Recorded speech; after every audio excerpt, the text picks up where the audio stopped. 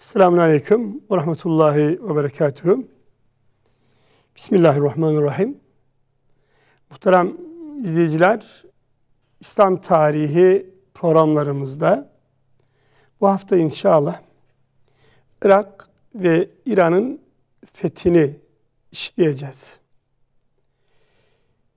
Her iki fethin muhatapları da Sasani İmparatorluğu'ydu. Biz her ne kadar Sasani İmparatorluğu'nu bir İran İmparatorluğu olarak bilsek de hakikaten Sasani İmparatorluğu'nun ana toprakları, geniş toprakları İran içlerinde kalsa da imparatorluğun başkenti Irak'taydı. Bağdat'ın güneylerinde Medain diye bir şehirdi. Medain, Arapça bir ifade, Medine kelimesinin çoğuludur. Müdün kelimesi gibidir. Şehirler demektir. Çok görkemli bir imparatorluktu Sasani İmparatorluğu. Ve Medain'de 7 şehirden oluşuyordu. Bağdat'ın güneyinde yan yana kurulmuş 7 şehirden oluşuyordu. Dolayısıyla biz genelde İran'ın fethi derken Kadisiye Savaşı'nı hatırlıyoruz. Kadisiye Savaşı derken İran'ın fethini hatırlıyoruz. Aklımızda bugünkü haritalara gidiyor algılarla ilişkili olarak ve doğrudan İran içlerine bakıyoruz. Yani bugünkü Kum, İsfahan gibi şehirlerin bulunduğu geniş bozkırlara ve daha kuzeyde Tahran ve çevresine aklımız gidiyor. Lakin bizim İslam tarihinde İran'ın fethi dediğimiz, Kadisiye Savaşı ile ilişkilendirdiğimiz, İran'ı fethediğimiz vaka aslında öncelikle İran fethidir. Günümüzdeki İran fethidir. Hatta İran çekirdeğinin adeta fethidir. Bağdat'ın güneyi ta Basra'ya kadar güneyde uzanan, oradan Zagros sahalarına doğru çıkan bir fetih sürecidir bu. Şimdi şöyle bir önceki programlarımızdan bir hatırlayalım. Ta Hazreti Ebubekir Efendimiz radıyallahu anh döneminde Medine'de çok sağlam bir fetih karargahı kurulmuştu.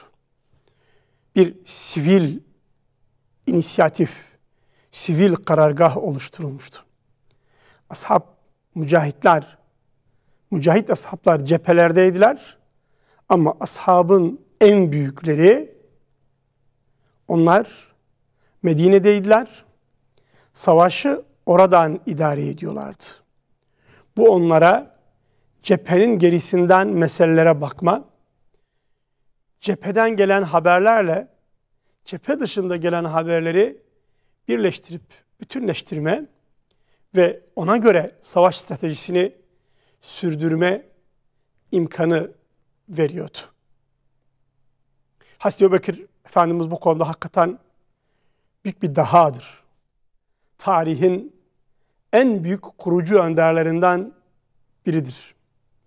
Biz onun zühdünü anlatırken, onun ibadetlerini anlatırken, onun cömertliğini anlatırken, onun siyasi yönünü hakikaten ihmal etmişiz. Hakikaten unutmuşuz. Ama eğer siyasi olarak ele alınırsa, hiç kuşkusuz dünya tarihinin en büyük ama en büyük idarecilerinden, en büyük siyasi önderlerinden biridir. Bir o kadar da siyasi mirası, siyasi yanı ihmal edilmiş, iyi değerlendirilmemiş yönlerinden biridir. Onun geliştirdiği o üst strateji hakikaten iyi değerlendirilmemiştir. Medine'de dedik böyle bir karargah kurulmuştu. Ve bu karargah Hazreti Ebubekir Efendimiz döneminde ashabı ikiye ayırmıştı. Mücahit ashabları. Bir cephemiz Irak'a doğru gitmişti. Diğer asıl komutanlarımız Şam'a doğru gitmişlerdi. Esasen Irak'a giden cephe bağımsız olarak gitmemişti. Halbuki Şam'a çıkan komutanlar bağımsız olarak çıkmışlardı. Irak'ta Beni Bekir kabilesi Sasanilere karşı ayaklanmıştı. Bu ortamı bulabilmişti. Çünkü Sasaniler karışıklıklar içindeydi. Birazdan size anlatacağım inşallah. 450 yaşındaydı yaklaşık Sasani İmparatorluğu. 205'te kurulduğunu kabul ediyoruz. Daha köklüydü esasen. Binlerce yıllık bir tarihi vardı. Ama son hanedan 205'te iktidarı ele geçirmişti. İşte 400'lü yılları artık çoktan aşmıştı. Tam yıkılışı 450'lere kadar götürülüyor. Onun için 450 yaş dedim ama 420 küsur yaşlardaydı. Lakin karışıklıklar içindeydi. Ve Irak'taki Araplar bunu fırsat bilerek ayaklanmışlardı, Beni Bekir kabilesi. Hazreti Ebubekir onlara yardım göndermişti. Musenna bin Harise orada mücadele ediyor. Dehşet bir komutan. Adı geçecek inşallah. Orada mücadele ediyordu. Hazreti Halid bin Velid Musenna'ya yardım etmek üzere Irak cephesine geçmişti. Neredeyken? Yemame'deyken. Müseylemetül Kezzab'ın işini bitirdikten sonra oradan Hadikatul Mevt dediğimiz onun kalesini fethedip Irak'a geçmişti. Ve orada fetihler gerçekleştirmişti. Halbuki Bizans İmparatorluğu çok dinçti. Resul-i Ekrem'in ahirete irtihal ettiği dönemde Kudüs'ü Sasanilerden almıştı. Heraklius kendisi Antakya, Humus arasında mekikte okuyordu. Kardeşi Urfa'daydı. Oğlu Kayseriye denen Halep civarındaki bir şehirdeydi. Kudüs tam bir askeri karargaha dönüştü. Bunun için büyük komutanlarımız, büyük önderlerimiz Şam'a gitmişlerdi. Şam'dan biz bir saldırı bekliyorduk. Yani Heraklius İslam'ın burada güçlendiğini haber alırsa İslam'ı burada rahat bırakmaz, buraya hücum ederdi. Biz burada bir hücum bekliyorduk. Diğer bir husus, Şam'daki Araplar Heraklius'ta iyi ilişkilere sahiptiler. Irak cephesi ise gevşekti. Oradaki Araplar İran'ın ne duruma düşeceğini artık bilmiyorlardı, emin değildiler. Bir arayış içindeydiler ve bu arayış içinde Hazreti Ebubekir'e de sığınmışlardı. Musenna bin Harise de öyle görevlendirilmişti. Hazreti Halid de onun yardımına gitmişti. Fakat Yermük Savaşı kazanıldıktan sonra bir kısım Irak askeri Irak'a geri dönmüştü. Mesela Hazreti İyaz bin Gan geri dönmüştü. Lakin yine de Irak cephesinde bir boşluk oluşmuştu. Zira tekrar bir Hazreti Ömer Efendimiz savaşın başında bir ayarlama yapmak zorunda kalmıştı. Hazreti Halid'i görevinden almıştı. Ebu Ubeyde başkomutanlığa çıkmıştı. Ve Hazreti İyaz Diyarbakır yöresine, El Cezire yöresine doğru çıkarılmıştı. Yine Bizans'ın hücumlarını dinç, dinamik, hem karalardan hem denizlerden saldırabilen bir Bizans'ı durdurmak için görevlendirilmişti. İran ise bize verdiği bir fırsat vardı. İran'ın kendi içindeki karışıklıklar ashaba fırsat veriyordu. Dikkat edin, burada bir üst zeka var. İçi iyi değerlendirdiği gibi dışı da iyi değerlendiriyor ve cepheler arasında dengeyi oluşturuyor. Hatta hatırlarsanız şöyle demiştim. Bir kısım ashab cephedeyken Hazreti Ömer daima 4'er bin kişilik askeri grupları şehirlerde gerekirse yardıma gönderilmek üzere hazır bekletiyordu. Böyle çok yönlü, tam bir savaş stratejisi burada icra ediliyordu. Fakat Hazreti Ömer Efendimizin hilafete geldiği günlerde İran'da bir toparlanma oldu. İran'ın hikayesi şuydu. İran'da birbiriyle yeneşemeyen hanedan grupları oluşmuştu. 7 veya daha çok hanedan oluşmuştu. Her biri bir bölgeye hakimdi ve devlet adeta bir konfederasyona dönüşmüştü. İç kavgalarda, iç savaşlarda Sasani İmparatorluğu, Sasani Kisrası'nın hayatta kaldığı bilinen bir evladı da kalmamıştı. Halbuki bu İran coğrafyası hanedan odaklı bir coğrafyadır. Bu coğrafya hanedan kökenli olmayanları kabul etmez. Hanedanı kutsar, hanedanı mukaddes bilir ve hanedan kökenli olmayanları kolay kolay kabul etmez. Bu hem konfederasyonlaşma yani bölünme hem bu hanedan mensubu olmayan birinin imparator olmasını reddetme hali burada ciddi bir iç karışıklığa sebep olmuştu. Ülkeyi başsız bırakmıştı. Bunun üzerine Rüstem diye biri Kisra'nın kızıyla evlenmiş ve 10 yıllığına imparatorluğu bir tür devralmıştı. Naib idi, vekil idi. Kisra'nın kızı adına imparatorluğun vekiliydi. Rüstem bin Ferruhzat diye bir şahsiyet bu. Şahbanu'yla evleniyor. 10 yıl aslında Genelkurmay Başkanı. Lakin bununla beraber Kisra'nın naibi konumunda.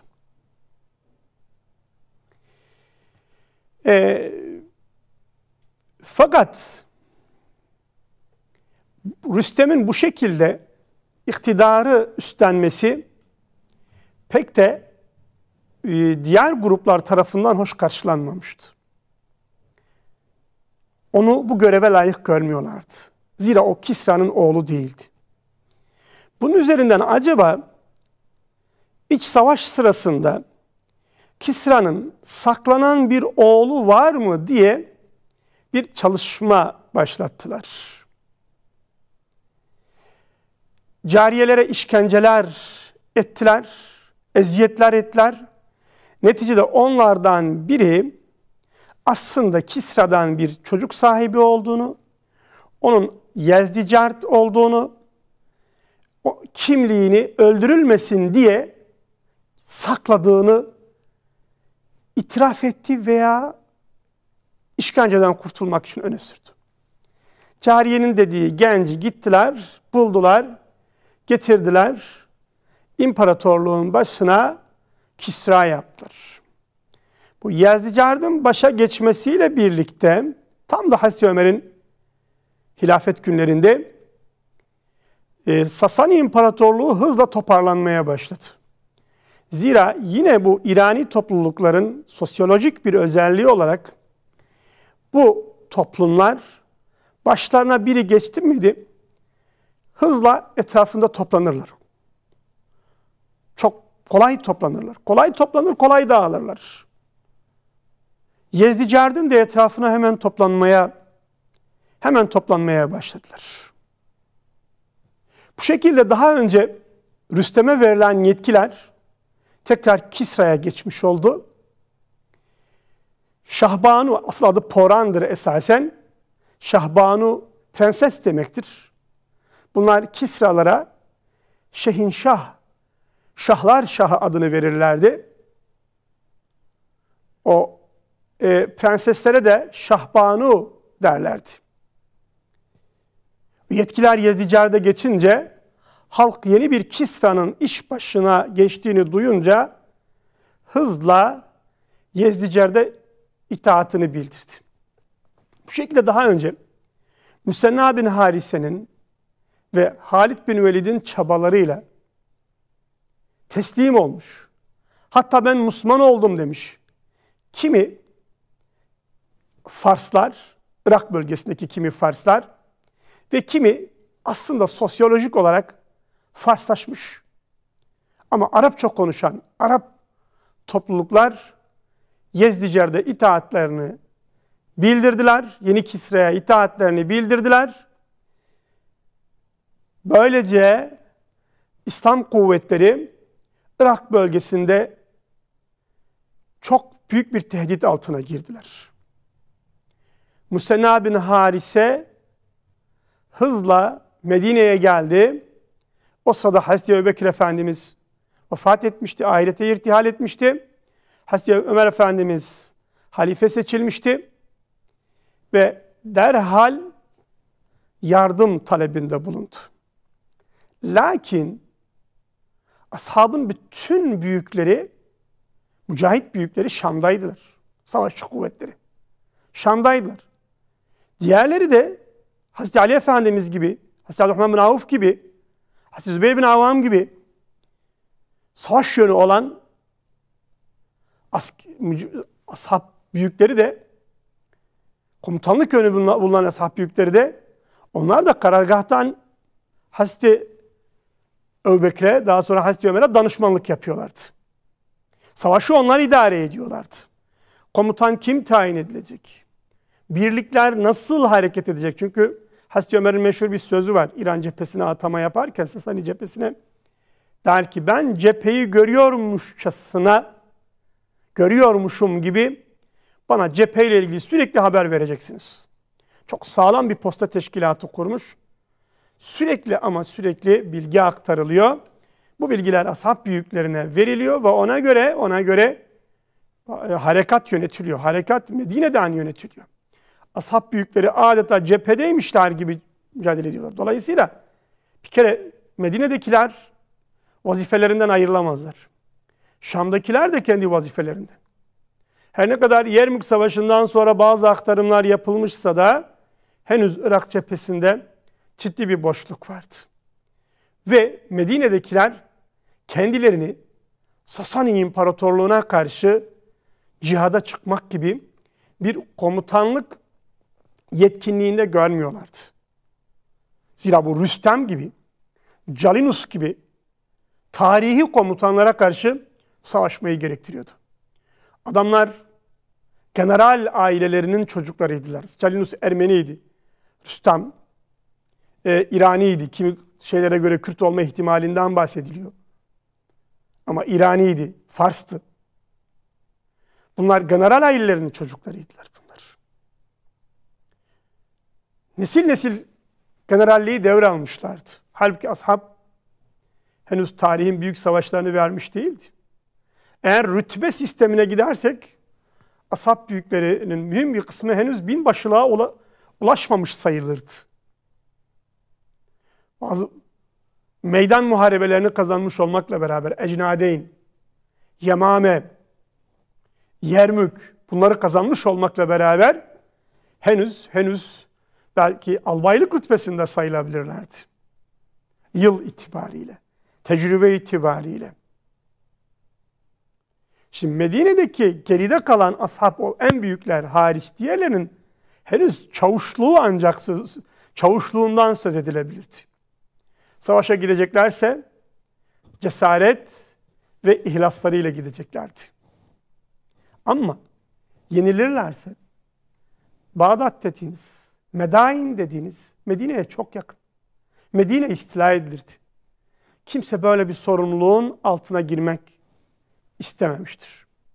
Musenna çağrıda bulunuyor. Diyor ki biz Sevat bölgesinin, yarı çöl bölgenin çoğunu aldık. Allah'ın izniyle diğerlerini de yenebiliriz diye cesaret veriyor. Lakin kimse evet demiyor. Bu hal 3 gün sürüyor. 4. gün Hazreti Ömer radıyallahu anh bir çağrıda bulunuyor. Diyor ki kim Irak'a komutan olarak gitmek isterse aranızdan onu tayin edeceğim. Kim gitmek istiyorsa. İşte orada, tam orada Ebu Ubeyde Es-Sakafi ve Salit diye başka bir şahsiyet, onlar biz gitmek istiyoruz diyorlar. Ebu Ubeyde ashab büyüklerinden değildir. Resul-i Ekrem'le herhangi bir vakit geçirmiş de değildir. Ashab Hazreti Ömer'e itirazda bulunuyor. Efendim diyor, Ebu Ubeyde'yi atama. Bu arada tekrar şartlara döneyim, sonra buraya geçeyim. Mevsim Ağustos, sıcak ve hurma hasadı dönemi. Bunun için bu dönem, bu İran'ın fetihlerinin Hazreti Ömer döneminde başlayan fetihleri dönemi Tebük seferiyle kıyaslanır. Şartların ağırlığı açısından. Onu tayin etme diyorlar bu Ubeyde'yi. Sen takdir et. Dilediğin herhangi bir kişiyi seç ve biz de ona tabi olalım diyorlar. Lakin Hazreti Ömer Efendimiz ben hayır söz verdim, gönüllü bir kişiyi göndereceğim.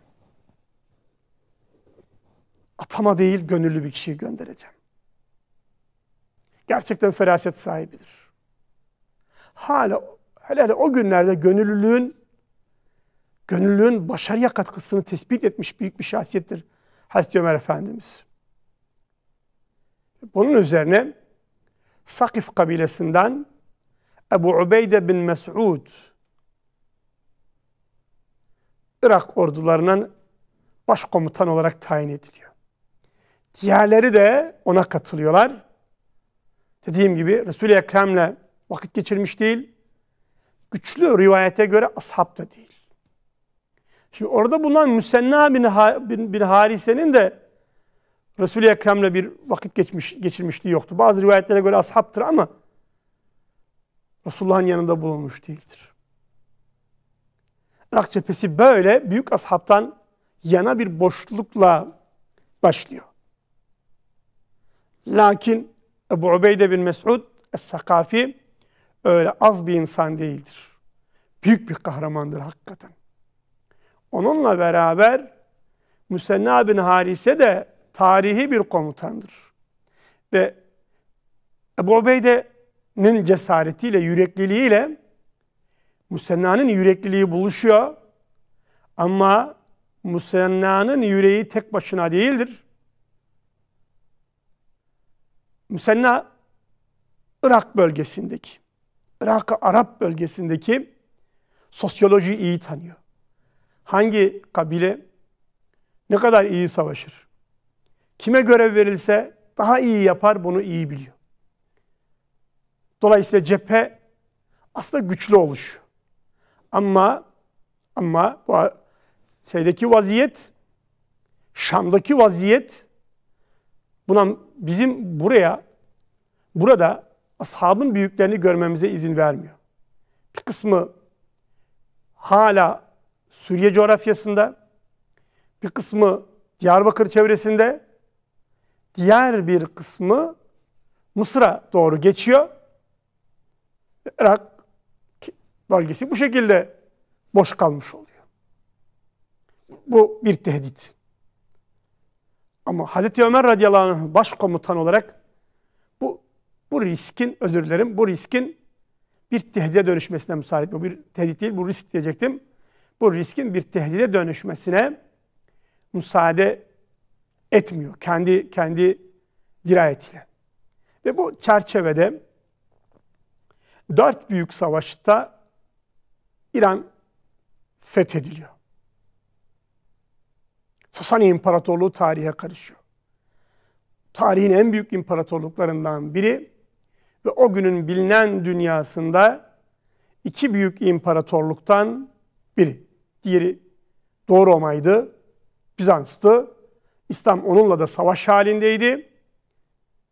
Ama Sasani o süreç içerisinde, o zorluk içerisinde Doğu Roma ile savaşını bahane etmeden Sasani İmparatorluğu çökertebilmiştir. Zira ashab mümin insanlardı. Müminlerin temel özelliği imkanlara göre savaşmak değildir. İmkanlara göre savaşmak değildir. İmkanlara göre savaşmak kör bir pozitivizm, bir akılcılıktır. Müminler ihtiyaca göre imkan üretirler.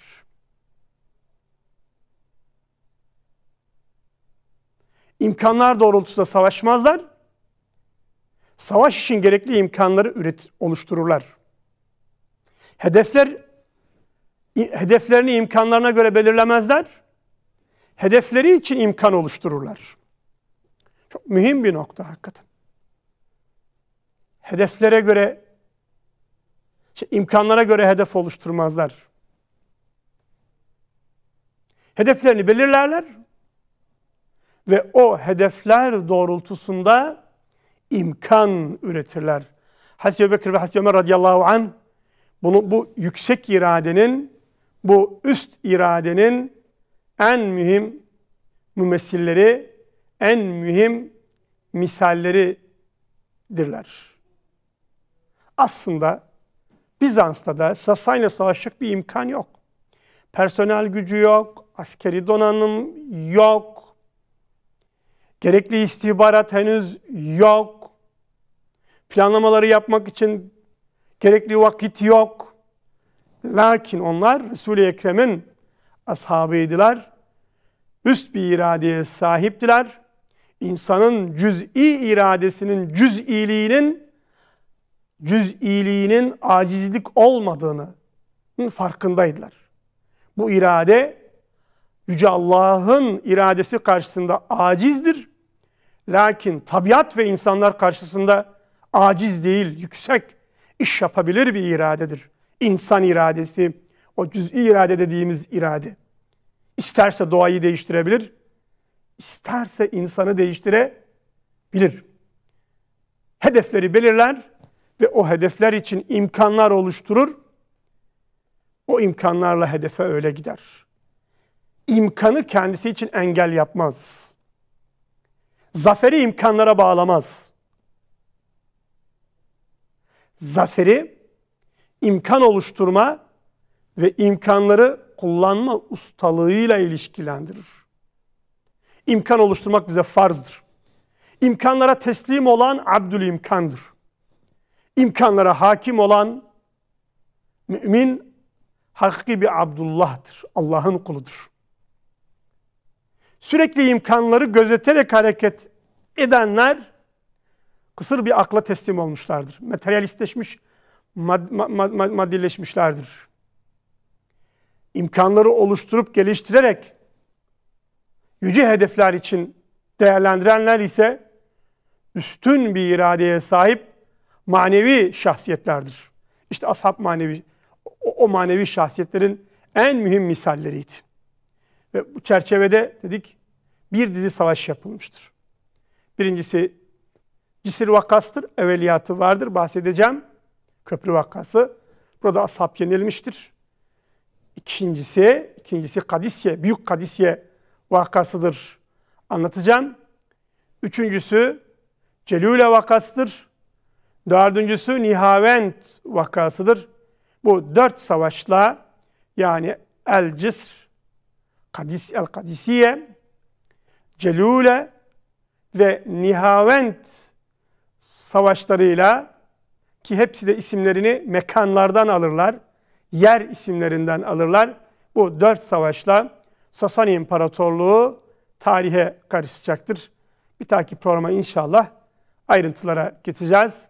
Esselamun Aleyküm ve Rahmetullahi ve Berekatuhu.